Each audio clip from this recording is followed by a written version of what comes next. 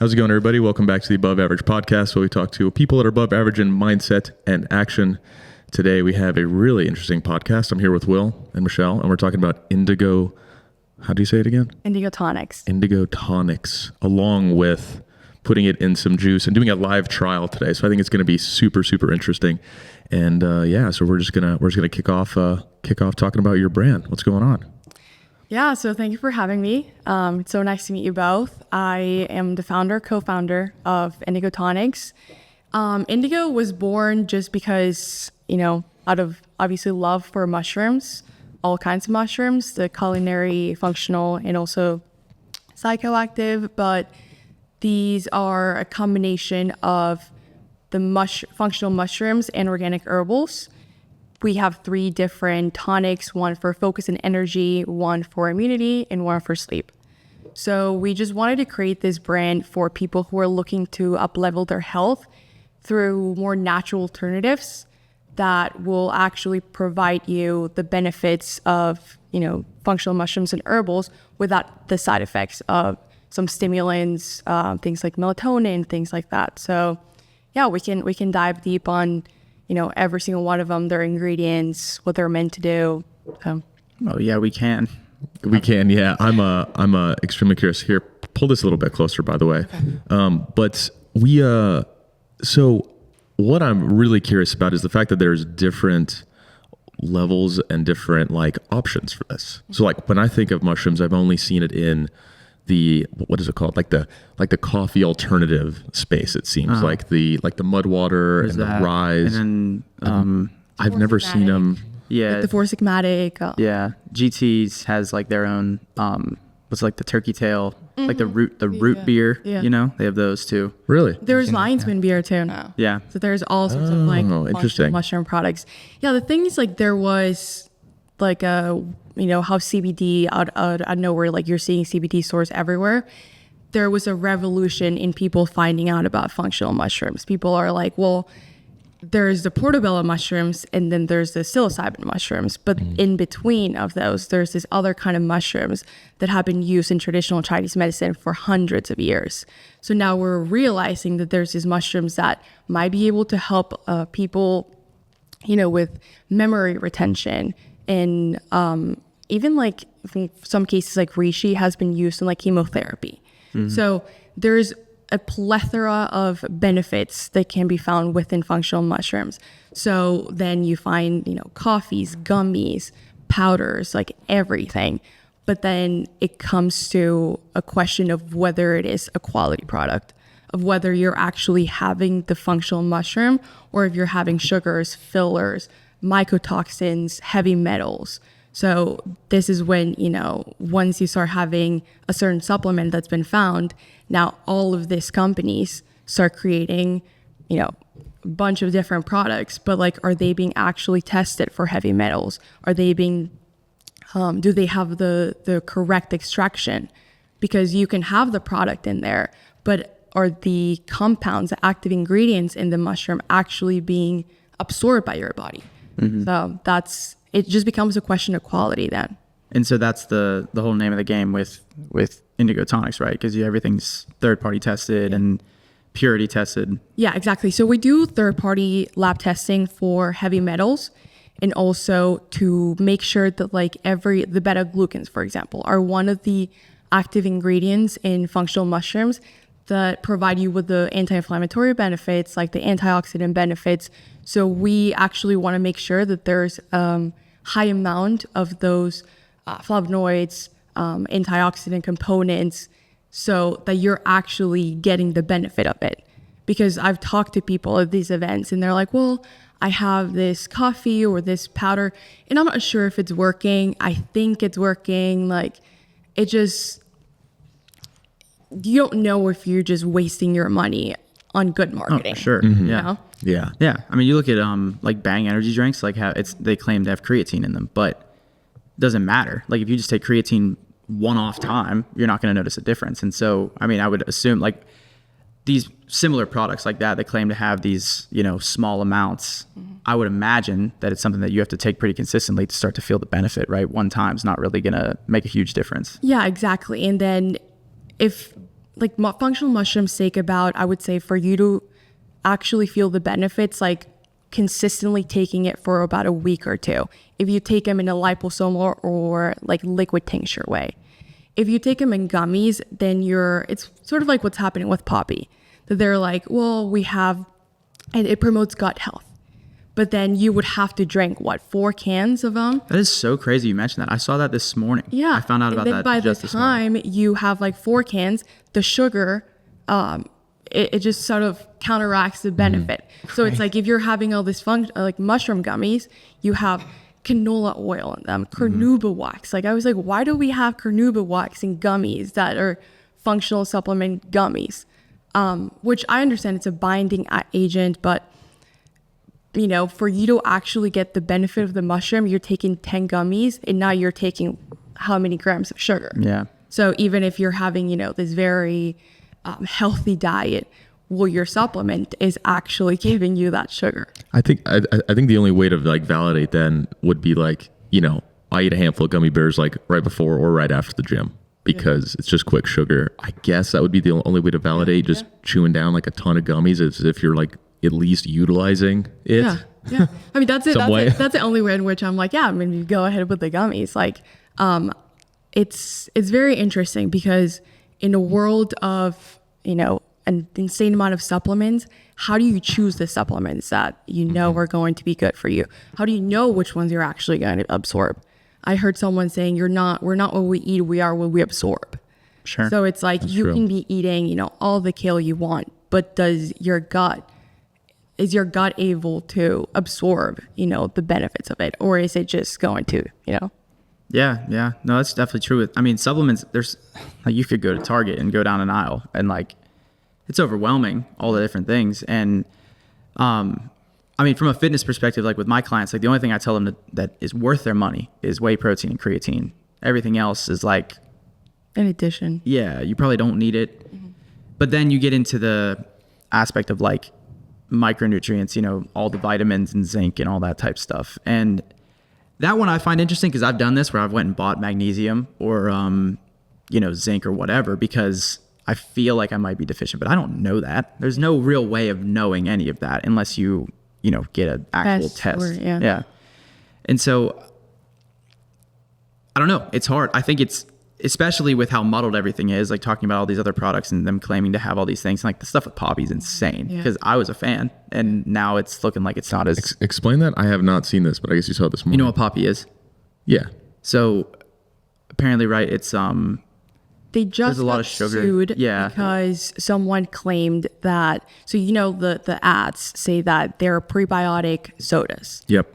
So someone was saying the amount of prebiotics on each can is not enough to actually promote gut health. It's not significant enough. Yeah, that makes sense. I think it was sort of because this woman was like, I have horrible gut health. I've been drinking this, which, you know, she thought the like soda was going to completely heal years of gut damage. And so she was like, I'm suing Poppy because this hasn't, you know, cured my gut issues. Wow. So now it actually, you know, started a lawsuit where they're, you know, actually you would need about 4 cans of Poppy for it to actually promote or give you the amount of probiotics or prebiotics. Gotcha. Okay. So if I try to come after you because I'm not tripping on one of these. Yeah, that could be an issue. There was behind the scenes of the podcast, I guess somebody might have thought in person that he was going to feel these effects like a psychedelic. Yeah. which is pretty like entertaining to see somebody think that. Good for him. He really trusted me because I was just giving at this event, I'm just giving out samples. I'm like, do you want a little bit of energy? Do you want immunity? And like, so just for people a lot of people don't like the alcohol taste. So I'm like, you can just add it to any kind of drink. So we can add it to the juice. And I gave him like a little cup and he's like, how long would it take for me to feel the mushrooms? Like, would I start seeing things within 15 minutes? It's like, I don't think these are like, I don't think you kind of got my whole spiel. Like, these are not that kind of mushrooms. So that started a little bit of like a And also, does he think in the U.S. that you're just handing out Handing out. psychedelics? Yeah, I mean, we're not willy in nilly. Like, Washington or I mean, it's not even is it recreational? it's legalized for therapeutic purposes. Okay, so still recreationally nowhere. Like, I mean, how like lacking awareness can you be to think that you're just in Pennsylvania? Maybe you just do too many of Like a them. legitimate business person is just giving you an illegal substance. Yeah. oh my God, this horrible quote, but it is kind of true. It's like, I was, who's going to give you drugs and spike your drink like randomly with something like that? Like, nobody will, because it costs them money, and that's like their use. Like, no, I don't think anybody would just hand out a psychedelic that cost a lot of money anyways, but No. if anyone does, Yeah, right. if anyone does spike you, it's going to be your buddies, not like some stranger, you know what I mean? No, that's like the Halloween candy thing. People sticking like weed in candy. It's like those people don't want to give away their weed like that. There are a ton of people that, like, a parent comes back and they see a joint in their son's thing and they're like, oh my God, hell yeah, Halloween, thank God, the neighbor. Or someone that like wants you to go on like a spiritual journey. They're like, I'll put a little bit of mushrooms in here. Yeah. I want them to have a spiritual journey Yeah, today, I just want them to randomly. have some character development. Yeah. Oh man. I mean, I'm sure it's happened, I'm not going to put it past humans to do something stupid, right? But so what, with like understanding, like, what got you into this, like, originally? Like where did this come from? Did it come from a background of supplementation interest, or did it come from a background of mushroom interest? So it's very interesting. I used to be a paralegal I was a business paralegal at a life sciences law firm. It was like a really big law firm. I went to school for political science. Me too. And I feel like everyone's in political science, and then you end up doing. I don't use you it at all. You go to political science, and then you find your passion. Yep. No, I actually love the law. I still, I haven't completely closed that window off eventually going to law school, but this is truly. So in college, I was taking, Adderall and doing caffeine, even though it wasn't prescribed. And it just got to a point where I was like, this is not sustainable. I am feeling anxious. I am feeling like I have to take this to wake up, and then I have to take melatonin or a glass of wine to fall asleep. So it's just an up and down, and my nervous system is just getting absolutely destroyed. I wasn't an anxious person, and all of a sudden I'm anxious about things I wasn't anxious about before. So I'm like, there has to be another way. So started looking up, ways to focus without Adderall. And then lion's mane popped up. And then, just went down the rabbit hole of like how it's actually being widely studied for Alzheimer's patients. Then interestingly enough, I guess not interestingly, but sadly my grandma was diagnosed with Alzheimer's. And by the time, it's diagnosed, it's already too late. By the time you start showing signs, it's already there. And it's such a neurodegenerative disease that it just continues to progress, and every time is worse and worse. So the medicine that they were giving her was actually causing her to have mini strokes. Whoa. So, my family was kind of not very into functional medicine supplements like that. They were just like, if the doctor doesn't tell me to do this, then I won't do it. And, in a way, not that, doctors don't want you to get better. They just were trained in a certain way to think about health. Yeah. So they took her to a functional medicine doctor as a last resource.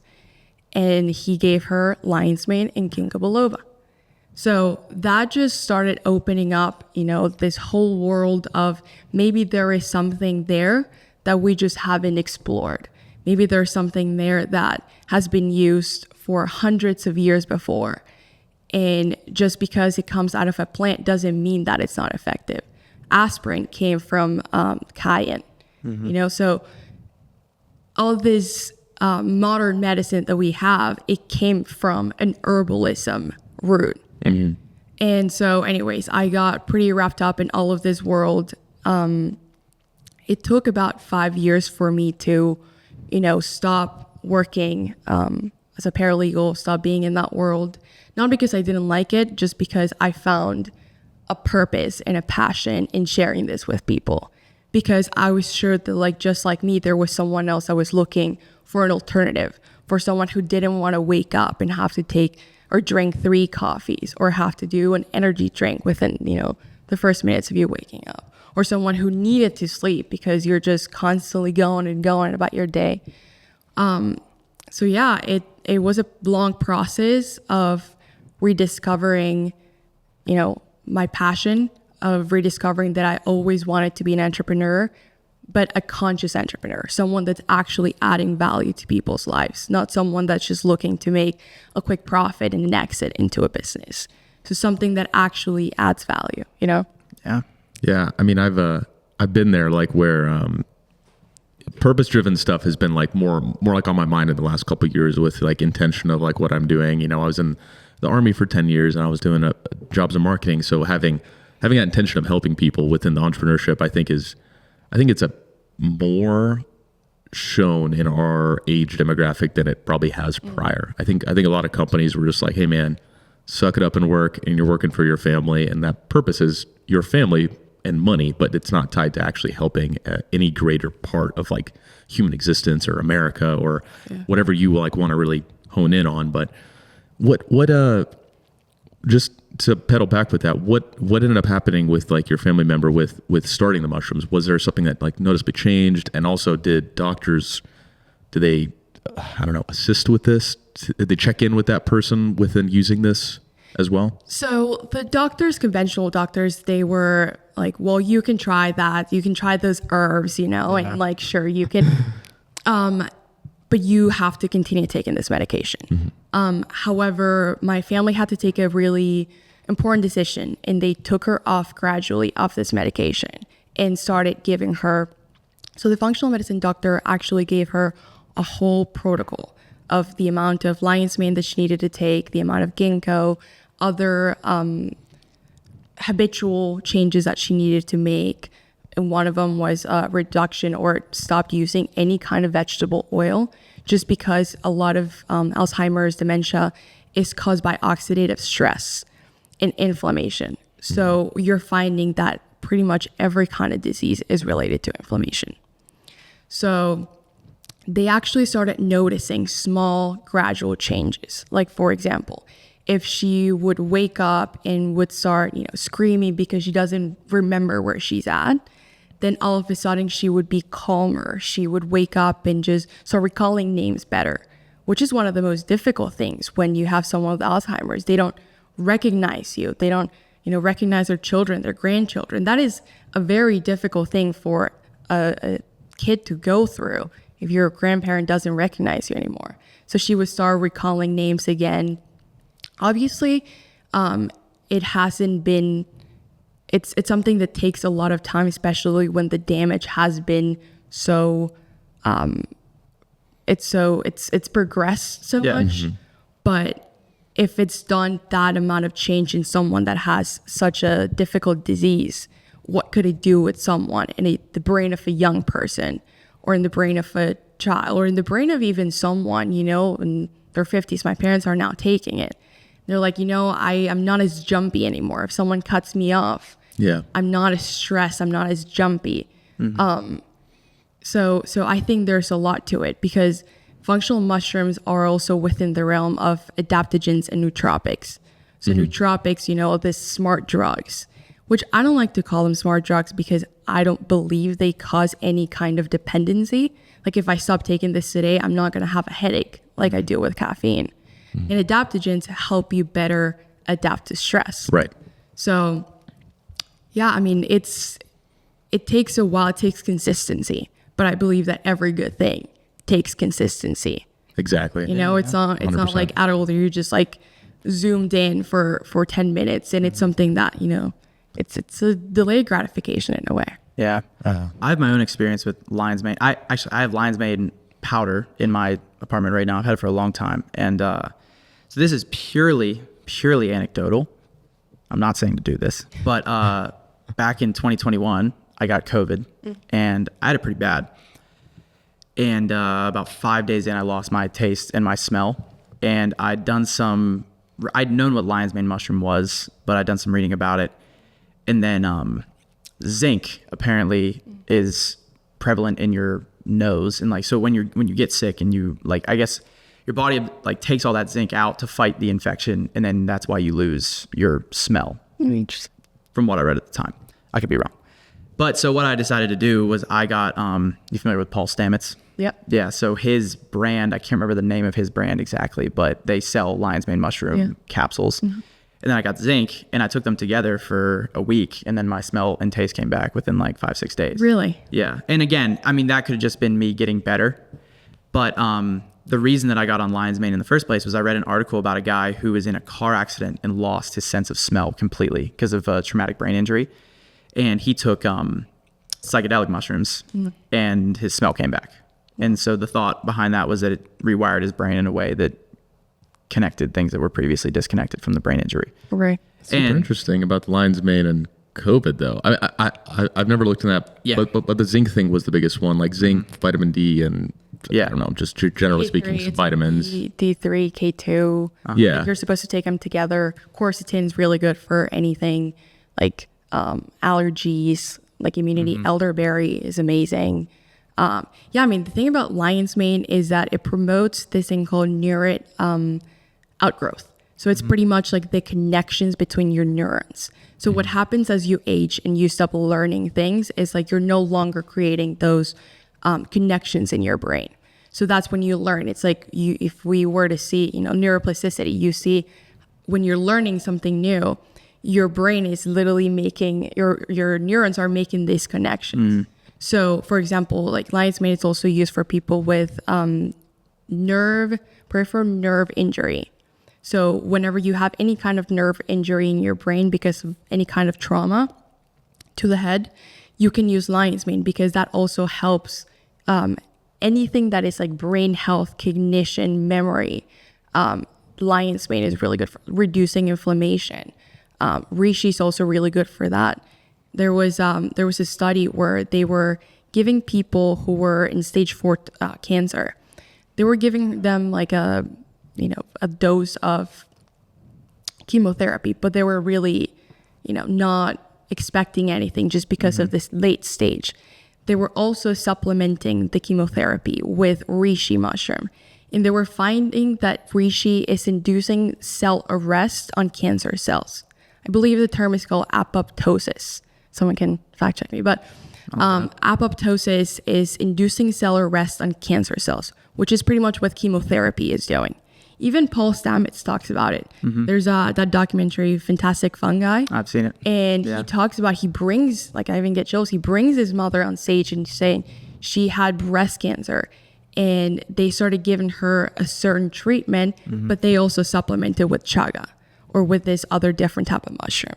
So you're finding that you don't have to just drop medicine. You can also supplement these mushrooms with it. And they're actually working in a very symbiotically way. They're working symbiotically with your body and its specific needs. The Fantastic Fungi documentary, it might be my favorite thing to fall asleep to now. But the first time I watched it, I couldn't get all the way through because it's just so calming. It's such a good documentary just to watch. Time lapses too. I love a time lapse, and I'm just so amazed at how they did that. The mushroom time lapses are incredible. Yeah. They're just wild. And from like a video perspective, like I can briefly explain it, but they put it on a big, like they put a camera on like a big kind of dolly. And it'll change positions really, really slowly on a dolly. So they keep one out in the woods and just like, it's really slow. It's like a mechanical thing where every day it'll move like a quarter of an inch or less. And over time, they'll get like this cool time lapse. Oh, wow. That's like how they get the movement as they start growing at the same time, which is just really cool to watch. But incredible because it really shows you that mushrooms are this weird like hybrid between plants and animals, and I think it opened my eyes to what they really do instead of just like, oh, they're just like everything else that's a plant. They are remarkably different. Yeah. They even talk about how they're death, but they're also rebirth. Every time something in the forest dies, fungi are the ones that cover it. They create new life too. So it's dead, rebirth.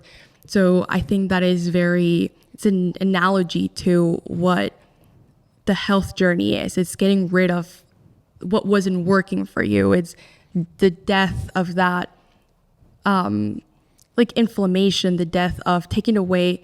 The thing about mushrooms is or functional mushrooms, they work so well with your specific needs. So it's like an aspirin, but for everything, for inflammation. If you have any kind of oxidative stress, they help you, like they help cognition. But then there's also this other realm of herbs, like ginkgo biloba has been used for hundreds of years in traditional Chinese medicine. And it helps like blood flow to your prefrontal cortex, which is exactly the part of the brain that is needed for like attention, focusing on a task. It helps with people that have low blood flow to their limbs. So cardiovascular health, heart health. So once you combine these herbals with functional mushrooms, then you get this hybrid of the best of both worlds, you know? We're going to jump into taking some of these. Let it rip. Let's do it. Okay. Well, guess we'll give this guy a little shake real quick. So can you also just like freebase that thing or what? So I usually do about this much. I don't know which camera am I? Any of them. So about this much. And you can do this up to 3 times a day. 4 if you're just absolutely in need of a lot of energy. And I do it like under my tongue. I put them under my tongue. That's how it's absorbed a lot faster, but you can just put it in any drink. So Okay. I'll start with you. Okay. Go with one. And which one is this? This is the energy one. Okay. Focus on energy one. So This will pair nicely with the Zin I had earlier. Maybe. we hope. I was going to say, you were talking about, traffic and feeling anxious. And I'm like, I wonder if the energy drink and the Zin combo right when I wake up, it does anything, It might do something. So there's the thing about Zins is I think Huberman said that nicotine was good for you or Protective. It's basically a vitamin from what I so understand. exactly. So now everyone that Zins is like, I'm basically supplementing right now. So it kind of gave, I have no opinion of the Zins really. I tried them once. Uh-huh. The worst decision of my life. Oh, no. I was just zooted to another planet. I'm like, this is not fun. How do you guys like it? I remember those days. Not happy. He has a higher tolerance now. Yeah. So, and I see this guy. So, what does this taste? I mean, I guess I could just try it. Does Yeah, it you taste a can little? Taste a little strong. I think I taste it. Yeah, if you guys want to just taste it like under like Will, do you want to try a little bit? Give it a go, yeah. Yeah. Well, it's like I have CBD oil, which it kind of I feel. So this the one same. is alcohol based because, for example, functional mushroom, it's a little bit strong. You think so? It's not a bad. I'm used It's actually to not it. a bad flavor though. Some people say it tastes like chocolate. I don't see it, but some people. Holy shit! No, it does. Oh my god, think so? that's what that was. Oh, this is exciting. Like not the cacao part of chocolate, but like kind of Like I don't know how to that- explain it. It doesn't have a bad flavor. It's like shockingly kind of good on its own. Actually, So that one has lion's I'll mane. take that over like ginkgo. certain alcohols. There's like a Okay. Smirnoff. No, shot I or mean, that is something. way better. Yeah, like that way over like Fernet. Like I hate that. That tastes way better than Fernet. Like I'll take this all day. Just eat it. So that one has lion's mane, ginkgo biloba, and bacopa. And Yeah, I get that alcohol feel for sure, but not in like an overwhelming way. Yeah. But I did not expect it. it came back biting. That's why I tell people, like, you can always mix it, and I always have it in my bag. So if I'm drinking, if I go to a coffee shop and I don't want coffee, specifically, if you're a little bit dehydrated from the day before, you don't want coffee, you just have like a matcha or a tea, you can add it to it. So that is, it's the convenience of having a tincture versus a powder. You're not like, oh, excuse me, Yeah, I'm about to, getting like, powder put everywhere. or having the coffees, the malt water, the Four Sigmatics. My thing with the powders and the coffees is they mix the functional mushroom with oat grains, and oat grains are the ones that are most sprayed with glyphosate. So Makes sense. then you have, again, the benefits of the mushrooms is it being outweighed by the glyphosate. Yeah, you're kind of neutralizing it. Yeah. And you're eating organic everything. Meanwhile, in your coffee, you're just Right. having, a little glyphosate drink. So like outside of it kind of being combined with things that might be sprayed, is there a different absorptions from powder to this, just like purely on like absorbing it and using it? Because I know like I looked into this with CBD before and stuff like that, and I went with the oils. This was like a long time ago. Like I used it for inflammation stuff in the Army before like even the Army said it's banned. Like I was using it because I was doing like really intensive training. My joints were just like kind of stiff all the time. For the Army use, yeah. Oh yeah, 100%. But I was using it earlier. So like I used like an oil-based like absorption of it and just bought this online before it was like even really regularly out there as like testing it. I'm like, I'll take anything within the realm of legal supplementation for the Army for the training. So is this absorption different than those powders? Yeah. So this one, especially if you take it sublingually, is going to be absorbed really fast because it's going directly into your bloodstream. So for example, like there's certain herbals and certain like functional mushrooms, like their compounds, like what I was saying, the beta-glucans, the triterpenoids, I think that's what they're called, flavonoids, all these compounds are only alcohol, not only alcohol soluble, but that's where they're more easily absorbed. Like it's a way in which it's easier for your body to absorb it right away. So for example, if you have a powder, the absorption might be inconsistent because you might, in one scoop, you might be having, I don't know, like 250 milligrams versus, this is a lot, but versus tomorrow you might have 150. Okay. So you're expecting the same result when the amount, the dosage and the absorption is different. Say, for example, you take it on an empty stomach, like mud water. So today you might have more functional mushroom and tomorrow you won't. So like it's not going to be consistent. Mm-hmm. Whereas like in here, as long as you do, one dropper, it's the same amount every time. And it's going to be absorbed by your body immediately. Right. So that's why I usually, most of my supplements, I like them to be either liposomal, because when a supplement is liposomal is that it has a binding agent that makes it more bioavailable. Mm-hmm. Or liquid tinctures. In liquid tinctures that they are alcohol based. And you will find that if you want to take, lemon balm by itself or any other kind of herbal, they're usually going to be either glycerin or alcohol based. And something that we also have is that it's triple extracted. Most tinctures are actually double extracted, so they actually don't get all of the contents of the herb. So the step one is, for example, fermentation. Step 2 is hot water. And then step 3 is an alcohol extraction. And that alcohol extraction takes about 90 days.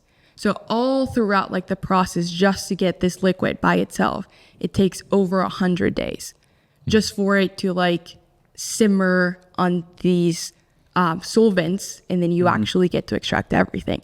So if you just like blend the functional mushroom by itself, you might not have the active ingredient, or it might not be active. Okay. You know what I mean? Oh yeah, sure. Yeah. Okay. So that's the biggest thing. And I realized because I wasn't feeling the benefits in capsules or powders as I do in tinctures. So you actually do get to feel the benefit within 20 minutes versus like, I think it's working.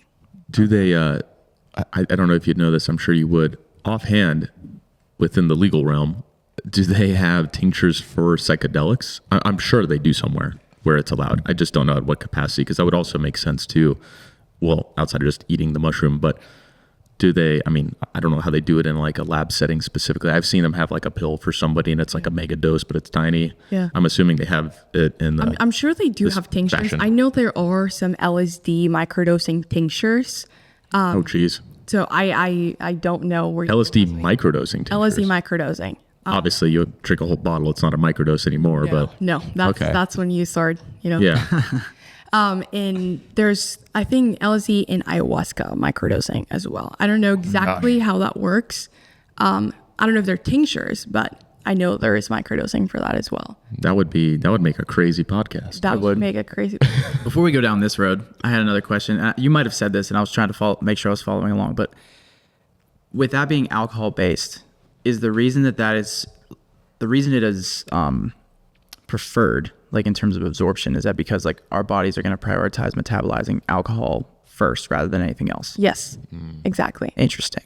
So, for example, like if you have it in a smoothie, for example, like if you have like that powder in a smoothie, then that is going to take a little bit of metabolizing to do, and you might not even absorb it right away, or you might not have the gut microbiome to absorb that. Yeah. So when you have an alcohol, it just easily absorbed into your Holy bloodstream. shit, what a weird crossroads that is. I know. I have the conversation with my clients all the time about just drinking alcohol and, you know, about how when you eat and drink alcohol at the same time, you know, everything that you eat is going to be put on the back burner because your body's going to metabolize getting this, you know, poison out of you essentially. And, so like you have to, you know, prepare for that, but I don't know, just like another like version of that same principle coming up in a positive way is interesting to run into unprompted. Is it better to like have alcohol after you eat then, if that's the case, like within a window? Or I mean, I know that specific like timing. Yeah, like I've never looked into it because I've always been like, I know if I want wine, it's just a toxin. Yeah. But I like it sometimes. So like I, mean, don't think too much into it. Yeah. It's kind of like with, you know, if you go out and we're talking like a heavy night, you know, and you go out and then you have like that late night food. If you have like 6-7 drinks prior to that, your body's going to be spending a lot of time. Like that's why your heart rate's elevated after drinking, you know, because your body's working overtime to try and metabolize this alcohol. And then all that food that you put in after, like it's almost like, you know, the process of the alcohol metabolization has started. Right. Until that is finished, everything else is just there.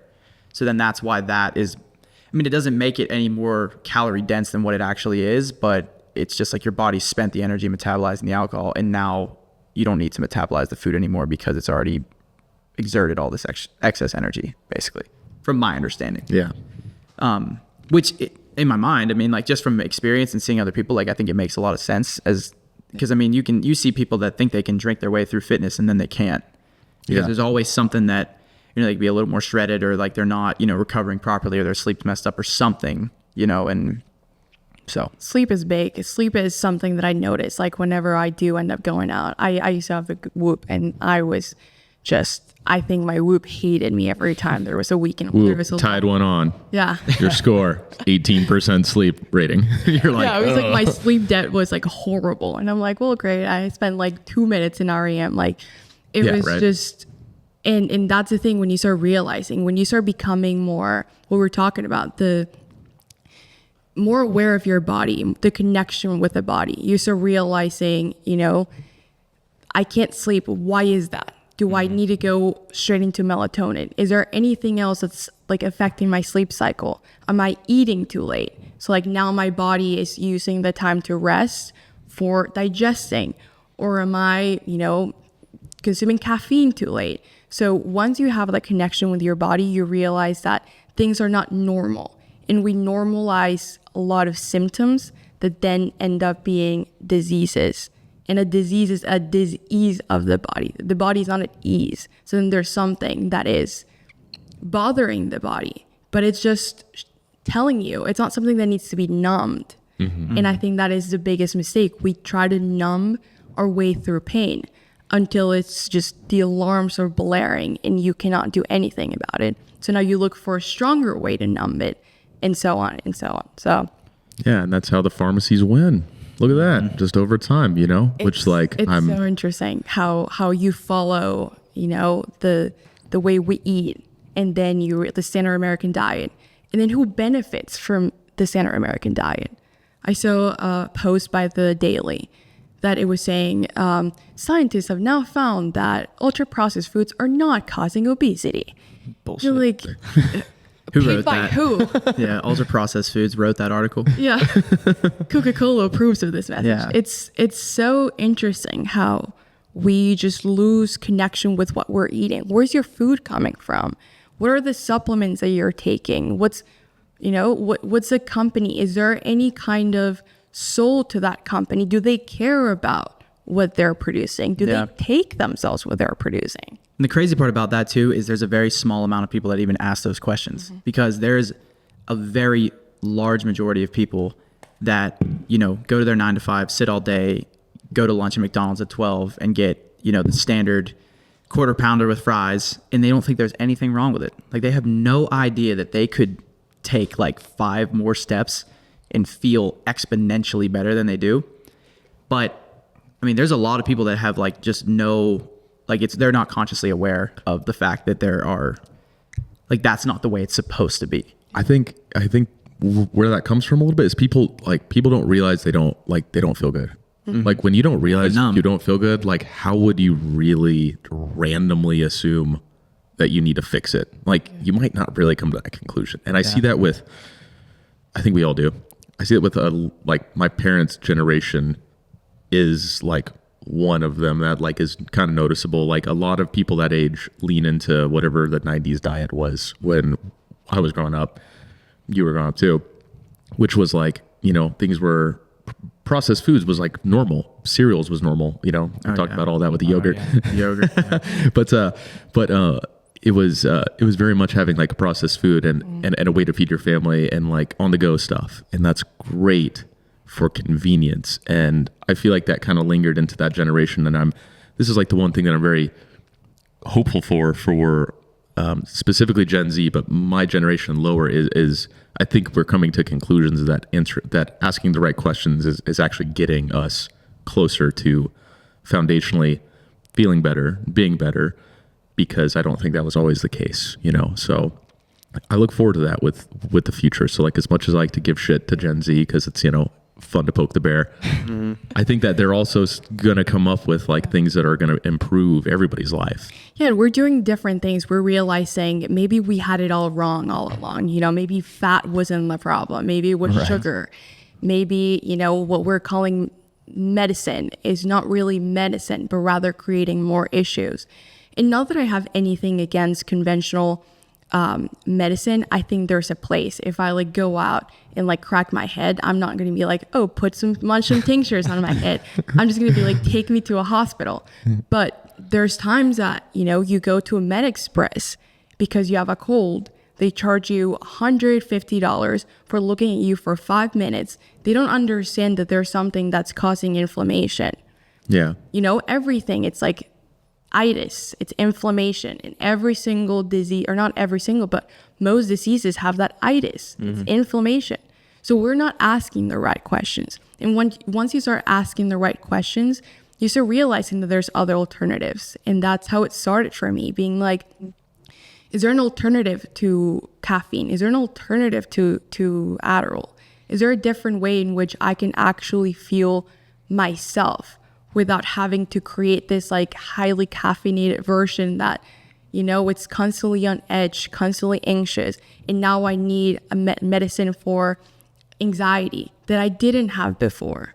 So it's just the path of least resistance that we tend to choose.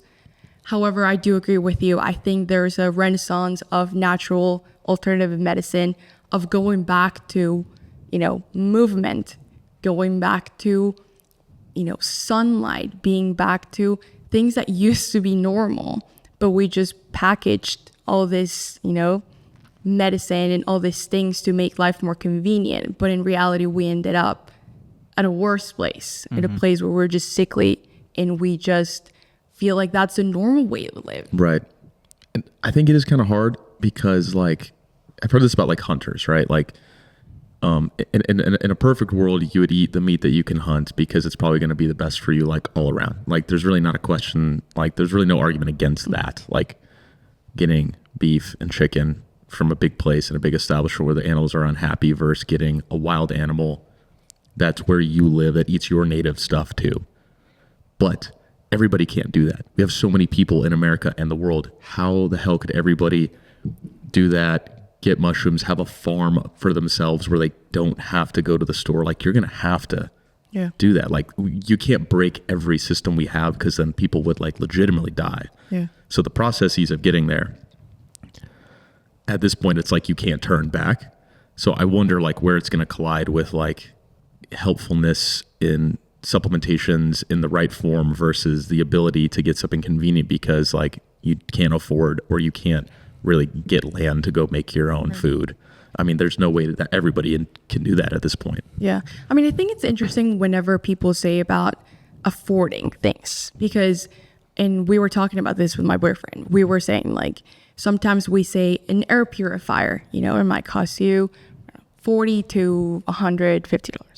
But then you go out and you have a couple drinks and then you do this and you go out and you know those $40, they were completely fine.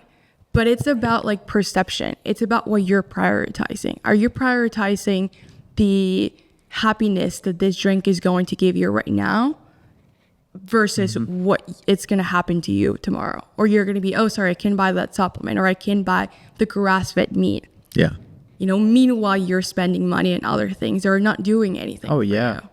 I mean, I, as a, you know, sole personal trainer in a personal training business, like I'm the trainer, but I'm also the person who sells the personal training, right? And those are the conversations that I have with people every single week where, you know, talking to people through their habits and their lifestyles, and, you know, people don't want to invest in themselves from a health and fitness perspective, but then they'll go and spend, you know, $150 a weekend on a dinner, or, you know, every subscription in the book.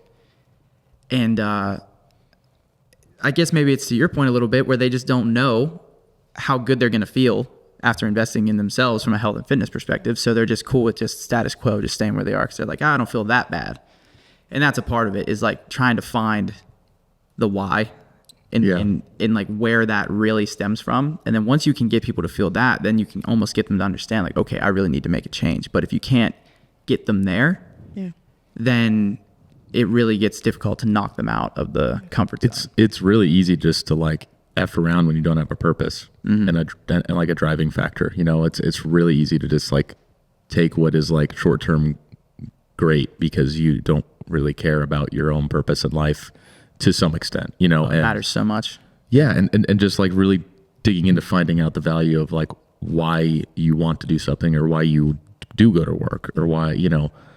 I think a lot of people don't really reflect on that, and I think it's scary. I think it's scary for most people. I think it's hard, like, just to be real with yourself and be like, wow, I really care about this, which means I'm really insecure about this. And you just go down the rabbit hole and you're like, damn, this sucks. And it's lonely. It's really lonely. It is. Because I remember when I started taking functional mushrooms, and it's like when you're not doing something that's conventional, you will get pushback in the form of whatever is not within the circle of the normal would be considered weird. Whatever is not understood would be considered a conspiracy theory. Whatever, and not that I'm into, but what I'm saying is, like, sometimes we just quickly judge what we do not understand.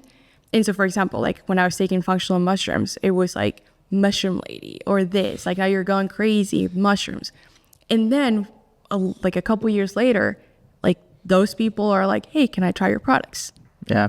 So it's one of those things where you have to approach people who give you pushback with a lot of just love and understanding that they're going through a process, and that perhaps they may not understand it right now, but they will eventually. Or even if they don't, like, good for you. That's your journey. You know, it's one of those things that we sometimes, even in the wellness community, where like, if you're not waking up at 5 a.m. and like praying to Huberman, then, like, you know, you're not doing life right.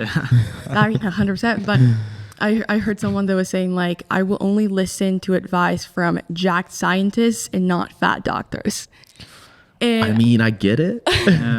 Also, are they on DRT? Probably, you know? So it's like, so yeah, who knows? But, I would take advice from Will over anybody, because he's not on DRT. I'm not, no. And when we go to the gym together, we both see the scores of CrossFit on the wall, and we're like, yeah, we're not on TRT, but we're doing the consistencies, you know, just showing up. Yeah. So I do believe that we're at a turning point when it comes to mindset, when it comes to health, when it comes to systems are no longer working. That's why you have all these people that are saying, well, I no longer want to work in a 9 to 5 just because maybe it just doesn't make sense for me. Maybe I just realize that my purpose is not to stare at a screen and work for someone else. Maybe I want to find purpose and I want to love what I do. Like, what a revolutionary idea that you don't hate your job, you know? Absolutely. Yeah. That's a whole other thing, because you have both sides of that where people are like, oh, no one wants to work anymore. And I think there is a level to it where, you know, if you're going to be alive and a part of society, you've got to, like, step it up and do some shit that sucks for a little bit. Like, I mean, I think if you're 21, 22, coming right out of college, it's very rare that you get to just go into doing whatever you want. Like that's probably not going to happen. But there's no reason why you can't work towards that. Like I wasn't self-employed until I was like full-time self-employed until I was 26. Like, I mean, I was coaching soccer and I was doing, you're out coaching late at night, like doing all the stuff you don't really want to be doing. And so then this notion of no one wants to work anymore, it's like people are just understanding that they're now like pissing their lives away sitting at a desk for 40 years. Like that sucks. And like, I don't see any issue with that feeling.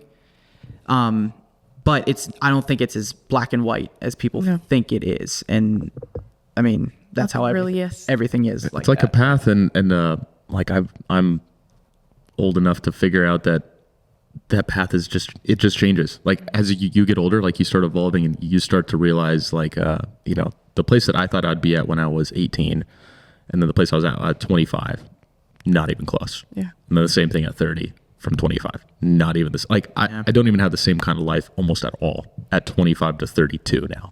And it's just remarkable. Recognize each other. No, they would. I mean, I've had people not recognize me as a human from age 25 to now, which is funny because I do have my hair under this hat, and I think I look similar. But people are like, "Oh wow, like you were always into fitness. You were always into this, but like, they've noticed something different about you, and that I've kind of gotten interest changed and like evolved, and I'm doing different jobs than I thought I'd be doing, and just kind of the nature of it. I think it takes some level of reflection to get into that. And we're supposed to do that. Like breaking news, people are supposed to change, and you should change. The person that you were in college shouldn't be the person that you are at age 25 or age 30. And if you are, maybe there's some reflecting to do. Yeah. Right. I'm trying this. I can't tell if I have more energy. I think I do from actually putting it on my tongue. I think I did. Like I noticed that's when you notice it. A little bit vibe in there. Faster. No, I feel a little locked in. Like I feel physically tired, but I feel sharp. Yeah. Yeah. It's all that blood flow to your prefrontal cortex. Is that the one that's responsible for the default mode network? The Default mode network. Yeah, you know what I mean? It's the one that's like when you're just like not doing anything and your brain just has like, it's just like randomly going. I don't think I'm not necessarily aware of that, but is it like something that, while you're like, say like you're driving, like sort of like you're also thinking about other things in that. Yeah, it's just random stuff. Like it's not conscious thought. It's just like when people have those thoughts that like intrusive thoughts, like that's the default mode network. And then apparently when you get into a flow state, that part shuts off. Yeah, it's kind of like the monkey brain. Yeah, that's what they call it in like Buddhism meditation. They call it the monkey brain. Yeah, if you can learn to have no thoughts or lessen it, then you can. When you meditate and when you're trying to focus on something else and then a thought comes in, that's the default mode network, just trying to like activate again. Oh, okay. But flow states have you ever read the book Stealing Fire? No. So it's by Jamie Wheal and Stephen Collier. That was my first introduction to like psychedelics. Okay. And the book is about flow states. It's talk about the Navy SEALs. They talk about like high level like action sports like base jumping and things like that. And then they get into like the pharmacology of things. They talk about ecstasy and psilocybin, and then they talk about the float tanks. Okay. Like the guy that invented the float tank used to shoot ketamine and then go in the float tank. Wow. Yeah, and he that's getting zooted. Yes, he almost drowned twice. I'm not surprised. Yeah, and the story is wild because the second time it happened, he ended up face down in the float tank. His wife came and found him, and he said while he was, in the float tank on the ketamine, the entities that he used to run into in whatever state he was in told him, like, you can either come with us now or you can go back and live out the rest of your life with your wife. He wakes up to his wife resuscitating him, and then he retired to Hawaii and never touched it again. Oh my God. I wouldn't either. That was in that book, Stealing Fire. And but basically the whole point of that book was it was 4 different methods to reach like this peak state of like a flow state, and it was through meditation, pharmacology, extreme sports, and then I guess there's one other chapter in there, but is that linear progression, or were these just different ways too? They're all like converging on the same thing. So like meditation will get you there, but it takes way longer, because they say with like anything that any psychedelic would do, like it's not like it's adding anything additional to your brain. Like it's putting your brain in a state that it's already capable of, but it's just a different like catalyst to get you there. And so they talk about with like extreme sports, like people get so addicted to those because your brain just shuts off because you're forced to not think about anything else because you have to be hyper focused on what you're doing or you're potentially like gonna die. Yeah. And it's interesting when you hit those flow states, like how good it actually feels. You don't think about it, like, because you're like, oh, I don't even know what that means. But I've noticed at times when I'm like coaching, hour later, I'll be like, oh, I didn't think about anything else for a full hour. And that's a weird place to be in because that's not how we operate usually. So it makes you really wonder if our minds are really, like, whenever you think about when you're inside of a cold plunge, you're not thinking. And if you're thinking, you want to get out. Once you're feeling and you're surrendering, you're in that flow state, you're not thinking about what you're doing after this. You're not thinking about, the things that you feel insecure about. So our natural, most relaxed, best performing mode is what you're saying, flow state. So it just makes you think maybe our minds are betraying us. You're not the person that is talking. You're the person that's listening. So who's the one that's talking? Is it what you've heard from other people, from your parents, from your society? You should be doing this. You should be doing that. By this age, you should have had this amount in your 401k. That's the anxiety. That's you're the one that's listening. You're not the one that's speaking.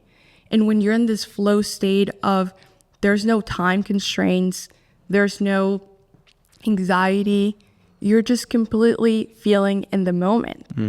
And that's what we're constantly reaching for because there's just so much going on all the time.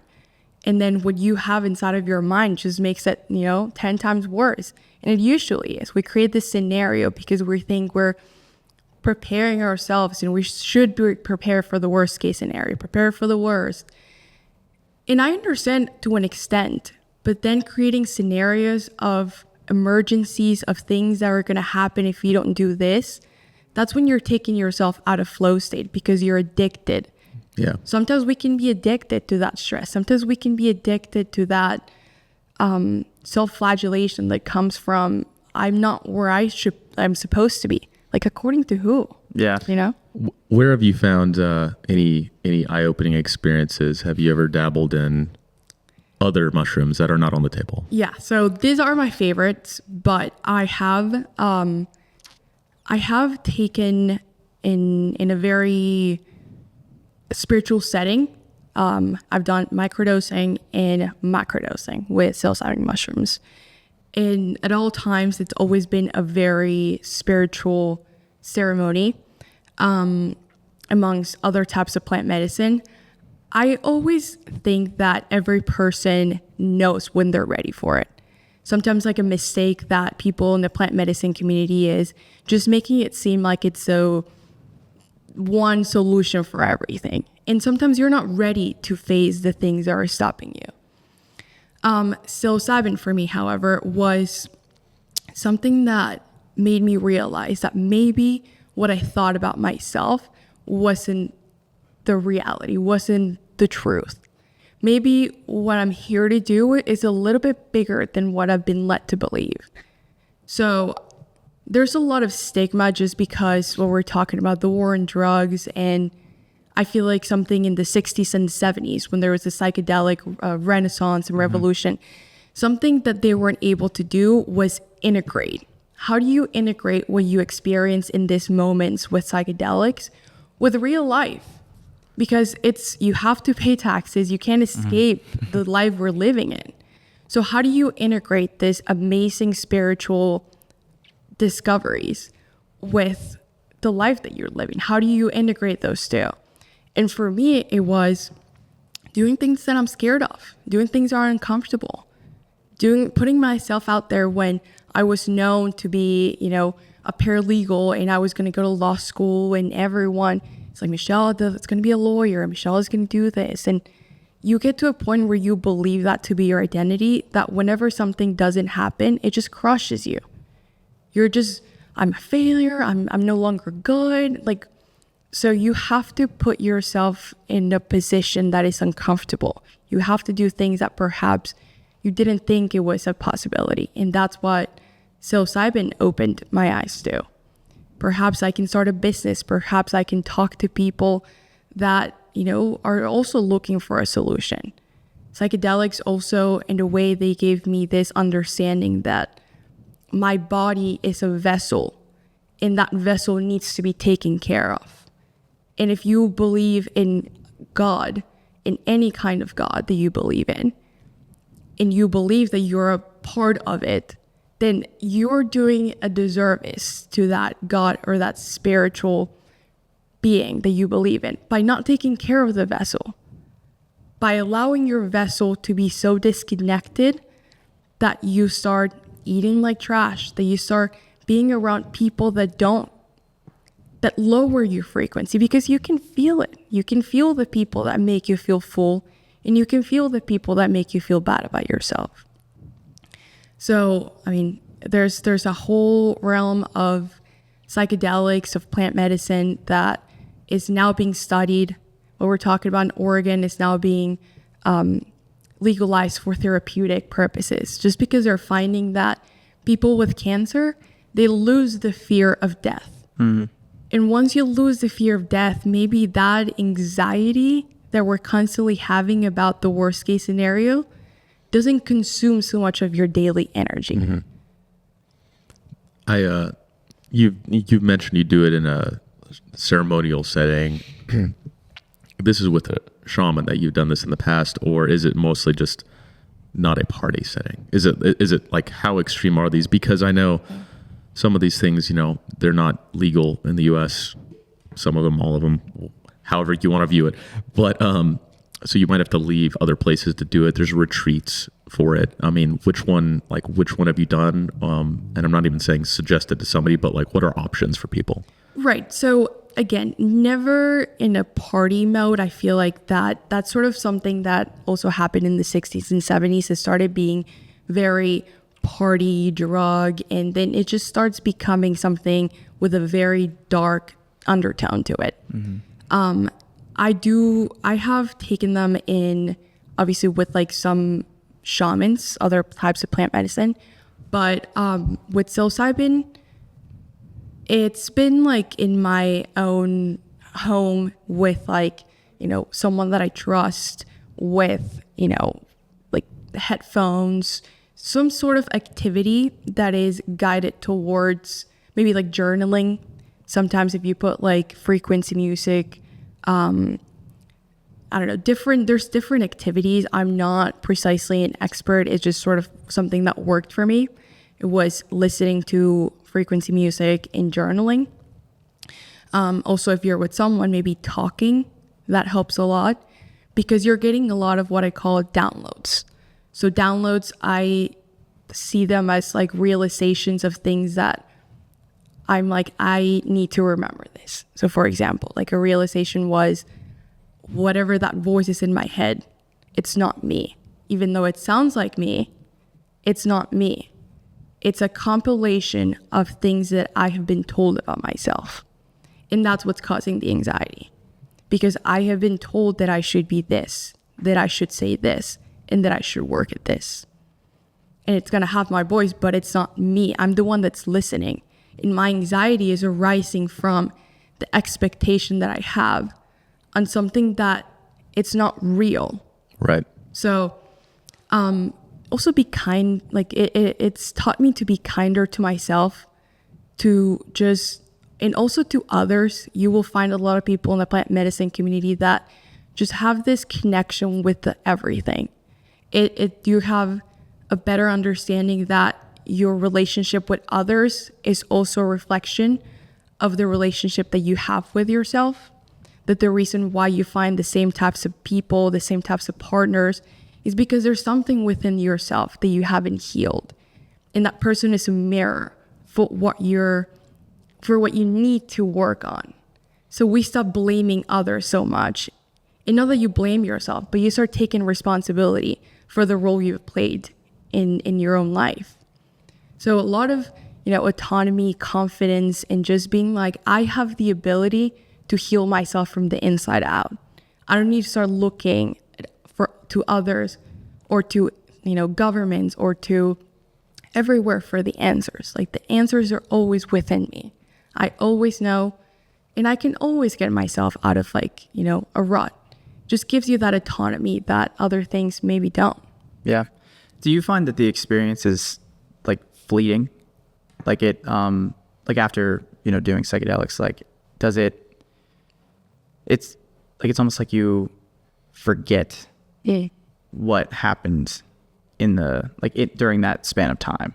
Like, is that something you've noticed? Is that like a real thing? So I do believe I don't remember specifically, the visuals or I was writing down some of the thoughts that I was having at that point, but I do believe in integration. After you do any kind of plant medicine, you cannot look at it as like it's going to be the one thing that is going to cure you. It's just a catalyst for change. It's a one thing that's going to maybe take you out of your conscious state and will put you in a state where, maybe you're realizing things that you were too distracted to see. But you always know. You do forget certain, like I said, visuals and things like that. But something that I do like a lot about plant medicine is the work also happens after. Yeah. Like the moment is sort of, like I said, takes you out of your conscious, shows you, things.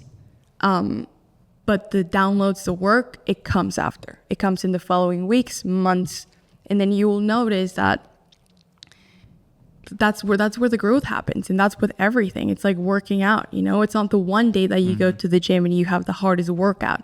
It's the muscle, the consistency of continuing to do those same things over and over again. Calling it downloads is a really interesting way to put it, but it makes perfect sense. Like, it's, people say it's coming from the source, whatever that might mean, but it's not.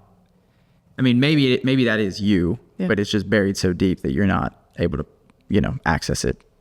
It's the reason why I call it download is because I think we're always downloading information. Like, I don't know if that's ever happened to you guys that you're watching a commercial and then you're singing the song. Oh shit, yeah. So you've like downloaded it. It's like in your ether. It's in your your unconscious. So we're always downloading information. If you are hanging around people who are high achieving entrepreneurs, you're downloading their mindset. You're downloading their habits. You're downloading. But also, if you're around people who are not that or don't really have a purpose and they just want you to continue to distract yourself, you're also downloading those things. Like I always say, it's like your operating system, your software. My dad's a software engineer, so I grew up on everything software. So it's like, it's your software. You have like maybe this version. You have to constantly upgrade your operating software because you cannot operate a new Mac with like a 2001, it's true. Mac software. So I personally think that psychedelics are a way in which you can quickly change that software. You can upgrade it. I don't think they're for everyone. That is something that if you have a certain knowledge about psychology, if you're like very self-aware, I think that's pretty much it. If you're a self-aware person, psychedelics will work well for you. Because if you're not, you're just going to think it was just interesting to see the visuals and you're not really going to take away from it. Yeah. I've heard a lot of people that do psychedelic therapy, and they'll do it in like a therapy setting. And you've probably heard of this, where you're taking it, you take it like 2 or 3 times with a therapist, and then you kind of like, you don't take it anymore, but you continue with the therapy, which makes sense, especially if you have like trauma or PTSD, maybe something that was, related to, especially like your upbringing or growing up, where it's hard for you to look past that, and it holds you in certain areas, and it holds you in certain parts of your life that are really hard to come out of. And I think pairing that with therapy is like beautiful, because therapy helps a lot. But some people, I feel like, consistently go to therapists, but they're always consistently still unhappy. And it's like, shouldn't you get to a point where you do feel better? And I've heard stories of, like, I've met some people that are chronically still depressed, but they chronically go to therapy twice a week. And I was like, I don't understand that. And what is it not working? So I think there's times where maybe that could be the catalyst to kind of get somebody actually getting into making dedicated choices and decisions based on like jolting their system a little bit more so. Oh yeah, that's what they say with not just like checking the box like Right. therapy does sometimes for people. That was Michael Pollan. I don't know if it was How to Change Your Mind. I think it was How to Change Your Mind, or the This Is Your Mind on Plants. Yeah.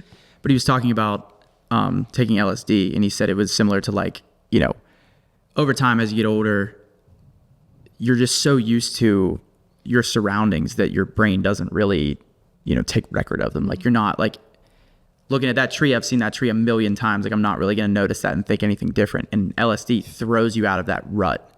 And so it makes you feel like you're like 5 years old again and the world is brand new. And so to your point there, like maybe that's the thing that, I mean, who knows? That's what therapy's for, but like that's the thing that needs to throw people out of that rut. Yeah. To then be able to see it differently. Yeah, and I got nothing against therapy. Like I've gone to therapy. Obviously, I think everybody knows a lot of people that do, and it's probably good for like do it when you're not just down. Like do it a little bit regularly, but yeah, To catch more you on the maintenance. times with like you're maybe not acting the way you. I completely agree. And the thing is, there's a book called The Body Keeps the Score. I've heard of it. I haven't read And it. that book is really interesting because it says that there's a level of, say there's something traumatic happens to you. There's something that is being kept unconsciously. So you can get a therapy and you can say, well, this was horrible. I feel like I'm struggling with this. I have PTSD over this. But to what extent there's also a big unconscious part to it that you're not realizing and you're not going through it in therapy, because the therapist, as good as it can be, cannot discover your unconscious, cannot unlock that. So to what extent, also, these plants have been taken for hundreds of years before. There's paintings in some churches that are showing, like you can see in the stained glass, some mushrooms. So, you know, not to say that religion and mushrooms are combined or together, but there is some evidence that suggests that these are not new things. Like things like ayahuasca are not new. They've been taken, people, you know, have been taking it for hundreds of thousands of years. Now, could you argue that maybe we're doing the same with like a Xanax? Like what is that actually doing? Is it actually getting you to the root of the problem, or is it making you numb? Yeah. Like, I think it's a very easy rule of thumb. Am I numbing the pain, or am I getting to the root of it? Am I solving it? And if you're numbing it, it might work for you right now because maybe it's not the time for you to face those things. But if you're ready to face those things, to get to the next level, to upgrade that system, that software, then maybe plant medicine is something for you. It doesn't have to be, but it's a resource that takes you there. It's a resource that, like, for me, it has unlocked things that I knew deep down, but I just wouldn't want to face because it's uncomfortable. Scary, man. It's scary realizing maybe like I'm not who I thought I was, or maybe what I was told that I was. Maybe I'm so much better. Maybe I can do better things. Like how crazy it is that a plant is, you know, giving you these realizations. So it makes you wonder, well, why are we making it a stigma? Why is this a bad thing? I do understand, again, setting is so important. We cannot treat it like it's a drug. We cannot treat it like it's, you know, even alcohol, but it's not a party drug, I don't believe. And it should not be treated like that. It's a plant with intelligence, and it gives every person something that they needed, which is, to me, mind-blowing, because someone in psilocybin mushrooms could be having the best time and they could be laughing the entire time. And maybe that's what they needed. Maybe they're too serious in their life. They needed to laugh and they needed to be childlike again. And maybe someone else, like for example, for me, it was very emotional, but because sometimes I just don't want to feel that. So in the moment, it's like, it's what you need. You cannot bypass your way through healing, thinking that if you just go tell someone. And it works because sometimes you just need to let it out. Yeah. But there's other resources, like same thing, ice baths, breath work. If you do breath work, Joe Dispenza does his breath work where you can activate your pineal gland, and the pineal gland has natural DMT. That's the holotropic breath work. Yeah. So it's like you can actually achieve these states without plant medicine. So you can actually get those downloads, those realizations, even those visuals if you just activate your pineal gland through breath work. So There's a lot of different ways to do this, and the fitness community I feel like is coming together with the health and wellness community. Like more recently, I feel like there's kind of converging worlds slowly, and it's been good to see, because if you're taking care of yourself physically, you need to take care of yourself mentally. They go very hand in hand, obviously, but surface level, looking at Instagram, which one looks more beneficial? Like surface level, right? Probably looking fit. yeah. But taking care of your brain is like super critical, I think, in today's world especially. Sure. You're extremely fascinating. I appreciate your product, and I have felt it. I'm not gonna lie. Not in a comparison sense, but like a little similar to kind of caffeine as an upper, but not as jittery feeling, I guess. Yeah, and that's the thing. Like we wanted to create for Vita to be sort of like a coffee alternative that on the days that you just don't want that extreme rush of caffeine, that you can take it. Yeah. The immunity is like something that you can take all the time. It's like a vitamin, is something to add to help reduce inflammation. And the sleep one is sort of like a melatonin alternative. If you don't like melatonin because it makes you feel, foggy the next day, then you can just take this because it has like valerian root, has lemon balm. It helps you naturally wind down, and it's also like lightly sedative. So you actually are going to feel sleepy. So they're just meant to be a 3-in-1 solution for, focus, immunity, and sleep. Amazing. Yeah. Where can people find you, your website, any of the products, either on an Instagram page? Yeah. Where can people hit you up? So on Instagram, we're Indigo Tonics. And then same thing, the website is indigotonics.com. They can get our products from our website. But if you're in Pittsburgh, we start selling our products at the Strip, as well as Vana, same thing at the Strip, and Center Coffee in Shadyside.